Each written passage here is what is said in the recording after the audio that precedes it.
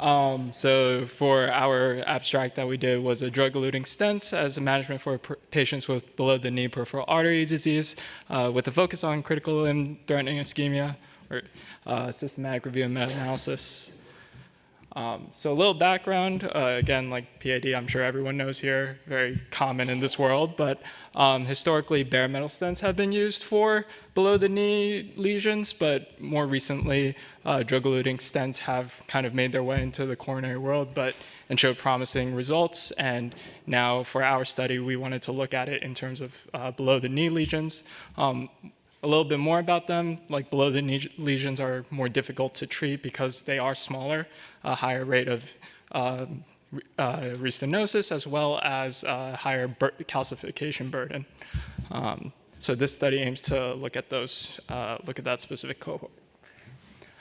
So our methods, it was a literature review across 4 databases, and what we primarily looked at was mortality, major amputation above the ankle, minor amputation below the ankle, and clinically driven target lesion revascularization as defined as greater than 50% restenosis or peak systolic pressure greater than 2.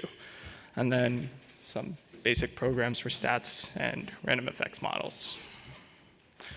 So just from preliminary screening results, we had 256 articles. After all the inclusion and exclusion criteria, we came down with 7 final studies. This accounted for 955 patients, 572 treated with drug-eluting stents, and 477 with alternate therapies. This included PTA or bare metal. And then for chronic limb-threatening ischemia, it was around 70% of the total population. And for the drug-eluting stents, this included sirolimus, everolimus, and paclitaxel. Here's a little bit more of the study baseline demographics. 4 of them were prospective studies, and 3 of which were randomized controlled. So what we found in terms of the major outcomes, so there was no association with survival or major amputation. And the follow-up duration for these studies varied a little bit between 2 to 5 years. And a little way, just a quick explanation of how these are illustrated. The closer to the line in the center here means no association. And then if it's below the 1, it's protective, above the 1, significant.